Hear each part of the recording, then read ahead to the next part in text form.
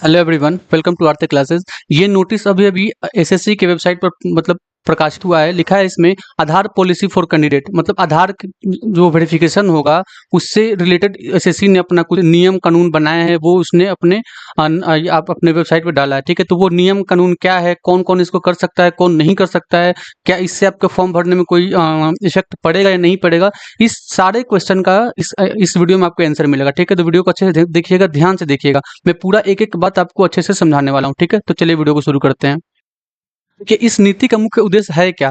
ठीक है, क्यों लाया गया इसको। तो परीक्षा प्रक्रिया में हर चरण पर उम्मीदवार की पहचान की सही और निष्पक्ष तरीके से पुष्टि करने के लिए और धोखाधड़ी और नकल को रोकना और चयन प्रक्रिया में ईमानदारी बनाए रखने के लिए इसको लाया गया है। ठीक है, आधार का प्रयोग किन किन चरणों में होगा, वैकल्पिक रूप से होगा। ये ऑप्शनल है, इसको आप करें या ना करें आपको कोई फर्क नहीं पड़ने वाला। एग्जाम फॉर्म भरने में आप एग्जाम फॉर्म भर सकते हैं, लेकिन जो एसएससी आधार प्रमाणीकरण को एक वैकल्पिक सुविधा के रूप में निम्नलिखित चरणों पर देना होगा। देखिए, वन टाइम रजिस्ट्रेशन पर आपको देना पड़ेगा, आवेदन जमा करते समय आपको देना पड़ेगा चेहरे की पहचान के लिए, परीक्षा में शामिल होते समय उंगली या आंख के स्कैनिंग करने से देना पड़ेगा, मतलब बायोमेट्रिक अब नया नया आया है। ठीक है, शारीरिक दक्षता या फिर मानक परीक्षण पीईटी पीएचटी के या फिर मेडिकल के लिए आपको देना पड़ेगा, और दस्तावेज सत्यापन जो डॉक्यूमेंट वेरिफिकेशन डीवी होता है उसको लेकर आपको देना पड़ेगा, और आपका जो अंतिम रूप से आपको नियुक्ति हो, जहां भी आपको पोस्टिंग मिलेगा वहां पर आपको देना पड़ेगा। ठीक है, क्या एसएससी आधार नंबर को स्टोर करेगा? तो नहीं, एसएससी साफ बोला कि नहीं, एसएससी आधार नंबर को स्थानीय रूप से स्टोर नहीं करेगा। क्यों? केवल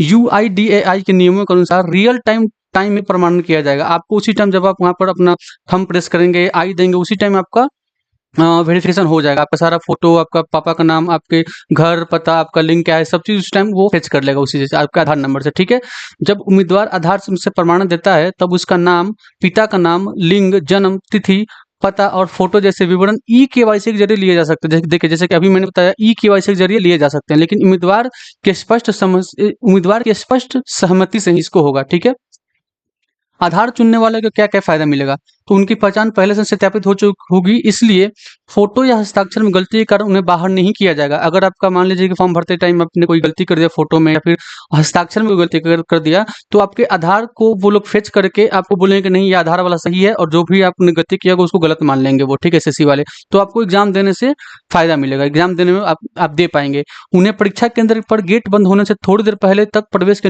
अनुमति होगी, क्योंकि उनकी पहचान जल्दी हो चुकी होगी। ठीक है, आधार नहीं तो कराओ। तो देखिए, उनकी जानकारी के लिए अलग होंगे, जैसे कि आपका नाम क्या है उसके लिए अलग दस्तावेज होगा, उसके लिए अलग दस्तावेज अपलोड करना पड़ेगा, डॉक्यूमेंट। ठीक है, लिंग क्या है आपको उसके लिए अलग डॉक्यूमेंट अपलोड करना पड़ेगा, जन्म स्थान क्या है उसके लिए अलग, पता क्या है उसके लिए अलग, और पासपोर्ट साइज का फोटो उसके लिए भी अलग आपको सब चीज अपलोड करना होगा। तो ये चीज बेसिकली ये बात एक अगर एक वर्ड में बोला है तो ये फिर ये जितने भी डेटा है ये सिर्फ सब आपके आधार में लिखा होता है। ठीक है, तो यहाँ पर नीचे लिखा है कि अगर आप ये चीज देना चाहते हैं तो आपको इनमें से कोई एक दस्तावेज देना पड़ेगा, जैसे कि पैन कार्ड देना पड़ेगा आपको, या फिर पासपोर्ट देना पड़ेगा, या फिर voter ID card, driving licence, जन्म स्थान, जो जन्म प्रमाण पत्र है वो, या फिर स्कूल सर्टिफिकेट, या फिर बिजली पानी का बिल, या फिर बैंक पासबुक, किरायानामा, इनमें से कोई एक आपको उस टाइम देना पड़ेगा। उससे अच्छा आप आधार वेरिफिकेशन कर लीजिए भाई, ये सबसे आसान है।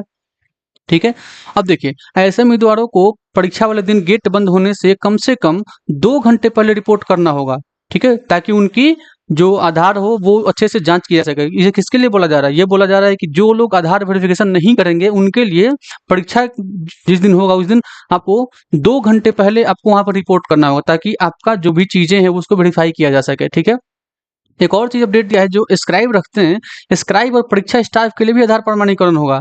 जो भी आपका स्क्राइब होंगे या फिर जो आपको एग्जाम ले रहे होंगे, जो इन्विजिलेटर होंगे, उनके लिए भी आधार का प्रमाणीकरण होगा, ताकि ये देखा जा सके कि वहां पर कोई धोखाधड़ी तो नहीं हो रहा है। जैसे देखिए, यहाँ पे एसएससी यह भी जांचेगा कि कोई व्यक्ति बार बार स्क्राइब तो नहीं बन रहा है, उसकी शैक्षणिक योग्यता और परीक्षा इतिहास क्या है ये सब भी उसमें देखा जाएगा। ठीक है, ये बहुत बड़ी अपडेट है एसएससी की तरफ से, इससे धोखाधड़ी से बचा जा सकता है। ठीक है, अब देखिए इसमें इसका क्या है, आधार प्रमाणीकरण पूरी तरह से वैकल्पिक है, क्या समझ गया, लेकिन एसएससी इसका उपयोग करने की सलाह देता है जिससे पहचान जल्दी हो, प्रक्रिया तेज हो और प्रवेश आसान हो। ठीक है, लेकिन ऑप्शनल तो बोल रहा है, एसएससी ऑप्शनल है, लेकिन जो एसएससी बोल रहा है कि भाई ये आपको करना है नहीं करना ये आपके ऊपर है, लेकिन हाँ आपको सलाह दे रहे हैं कि आप इसको करिए जिससे कि प्रक्रिया हो वो तेज हो सके। ठीक है, जो भी वेरिफिकेशन प्रोसेस हो वो बहुत जल्दी हो सके और आपको बहुत जल्दी एग्जाम हॉल में बैठने का मौका मिल सके।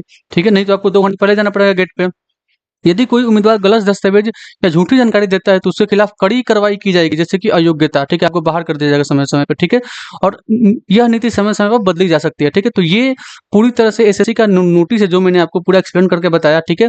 इसका पीडीएफ अगर चाहते हैं तो आप नीचे दिए गए एक व्हाट्सएप ग्रुप है, उस ग्रुप को ज्वाइन करिए, वहां पर आपको पीडीएफ इसका मिल जाएगा, ठीक है। तो चलिए मिलते हैं एक नई वीडियो में। तो ये बहुत बड़ी अपडेट है, तो इसको ध्यान रखिएगा, ठीक है। चलिए धन्यवाद, धन्यवाद so much, thank you so much.